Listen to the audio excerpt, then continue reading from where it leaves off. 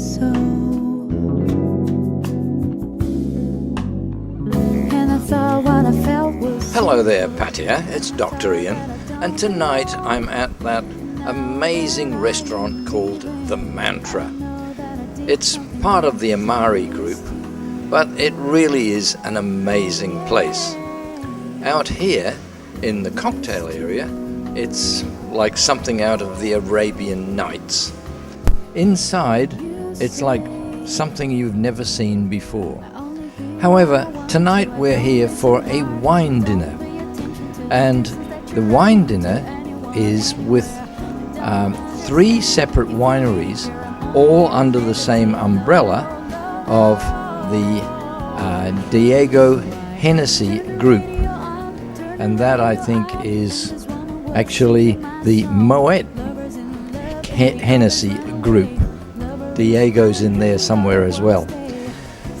We're going to interview Chris Kennedy, who is the man representing the company, the wine companies. So let's see what he has to say about tonight's wine dinner at Mantra. Sunday morning, rain is falling. Still some cobras share some skin. Clouds are shrouding us in moments unforgettable. You twist to fit the mold that I am in. But things just get so crazy, living life gets hard to do. And I would gladly hit the road, get up and go if I knew that someday it would lead me back to you. That someday it would lead me back to you. I promised you that we would find somebody from the company who is the one to look after all the wines that we're enjoying tonight, and that is Chris Kennedy. Chris, you're from... I'm originally from Australia, but I'm obviously... No, that's not what you want to know, is it? So I'm from a company called Diageo Moet Hennessy, and we're the distributors here in Thailand of all the great wines we're having this evening. Before we get into the great wines, we were talking earlier. Now, I love champagne, and I love Veuve Clicquot. Veuve Clicquot vintage. Oh, smooth, creamy. But you've got a whole pile of other champagnes under your umbrella. We do. We're lucky enough within the group to have Dom Perignon, Moet, Veuve Clicquot, of course, as you've just mentioned, Ruinart, and Mercier as well. So it's not that bad a job sometimes. And the current 2004 Veuve Clicquot vintage, as you say, is an amazing wine. Yes.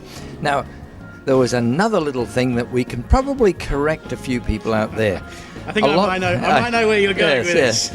A lot of people talk about Moet and Chandon, but it's not, is it? No. If we look over here, you'll see a T at the end there, and you do definitely pronounce it Moet. So it's Moet de Chandon. So I've won many bets on that one, whether it's Moet or Moet. Honestly, I think we don't mind as long as you enjoy a flute of champagne. It's and buy the thing. Well, of course, keeps me in a job, I must admit. So. Indeed. All right, let's get serious. What about the wines we're going to experience tonight? Okay, so we're pretty lucky, I think, tonight. We start off with the Chandon Brut from the Yarra Valley in Australia, and then we move to Terrazas, where we're going to have the Chardonnay and the 2010 Malbec, and then we'll move from Argentina back to Australia. And we'll have the Cape Mentelle Sauvignon Blanc Sem 2012 and the award-winning 2010 Cabernet Merlot. And then right at the end, we finish off with another Chandon wine, the Chandon Brut Rosé. Right. Which will be lovely. And of course, Chef Leo is out there trying to make sure that his food complements your wines and vice versa. Look, I'd say his creations, and I've had a couple of canapes, and I'm tucked into the first course, and they've been fantastic so far. So the matches have been brilliant. Yeah, Chef Leonard, who is from Australia, aren't we all? There's a few of us here, yeah. Does very well. So tell us a little bit about the Argentine side of the business. Yeah. So Moet Hennessy is, of course, a global company. We have wineries not only in Australia and France, but also in Spain, in Toro, in the USA, in the Napa Valley, and of course in Argentina, and in a place called Mendoza. Mendoza is all about altitudes, and with those wines, they grow at quite high altitudes, and they give this lovely richness of fruit, and we'll certainly see that in the Chardonnay and elegance, actually, in the Malbec. So, an interesting up-and-coming country, I guess, but a country that's been growing wine grapes for years, hundreds of years, but just now coming to the marketplace. Well, there's been a couple of glitches on the way, like the Falkland Islands. Politics is not my area of expertise, so I might leave that one to other people. Okay. Can people buy your wines in their local supermarket? Because very often we've tasted a wine or experienced a wine which is only available through the sort of hotels. It's a very good question, and a question I wish I could answer with any great certainty. I believe that Cape Mentelle is fairly widely distributed in Pattaya. Certainly Chandon Brut is widely distributed. The Terrazas wines might be a little bit more difficult. But I think if you go to your local bottle shop or your local vendor and ask them, they should be able to get them in for you. There's always a problem in tropical Thailand with the way the wines are handled on their way here. What sort of things do you do as the vigneron to actually make sure that your wines arrive here in good shape? Yeah, so this is quite a technical question, but simply from a transport point of view, everything is temperature controlled. Our warehousing is temperature controlled, and then we try our best to sell to venues which also understand what wine needs to be stored correctly. This is not a foolproof exercise, unfortunately, and something that we call in the trade, the wine has tropical characteristics. Look, it is the way it is, unfortunately.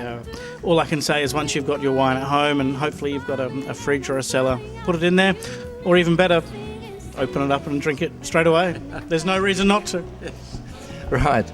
And finally, Chris, there's always discussion as to what temperature should the wine be served at. So what do you recommend for whites, and what do you recommend for reds, and what do you recommend for the champagnes? Okay, so we're in Thailand, so I would go at the colder end of town. Now, one of the tricks of the trade for lesser quality wines, especially white wines, is to chill them down, and that hides a whole manner of sins. You don't have to do that with Cape Mentelle, and you certainly don't have to do that with Terrazas or Chandon. But, you know, we're in a warm climate, so chill those white wines down. You know, the sun will make them warm anyway. So, but fridge temperature, cold fridge temperature, like beer temperature, 2 or 3 degrees, let the wine come up in your glass. And red wines, same sort of story. If you can chill them down to 15, 18 degrees, that's great. You know, the Europeans would say cellar temperature.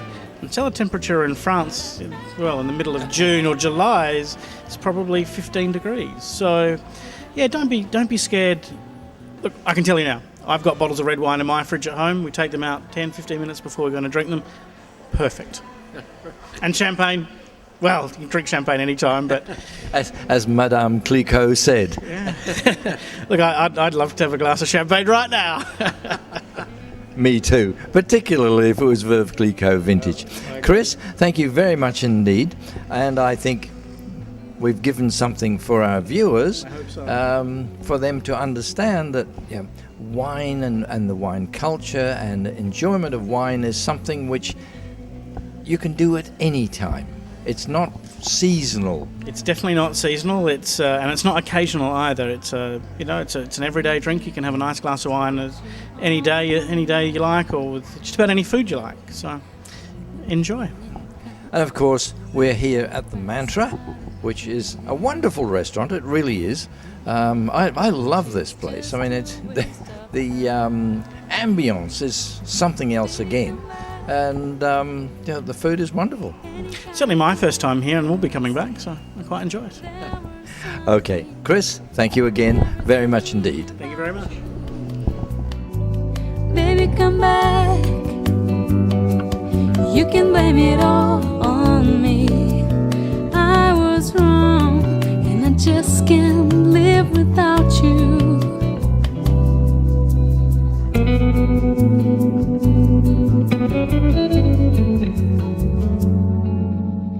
All day long, wearing a mask of false bravado, try to keep up the smile and hide a tear. But as the sun goes down, I get that empty feeling again. I wish to God that you were here. Baby, come back. Any kind of fool could see there was something in everything about you. Baby, come back. You can blame it all on me. I was wrong, and I just can't live without you. I was wrong, and I just can't live without you.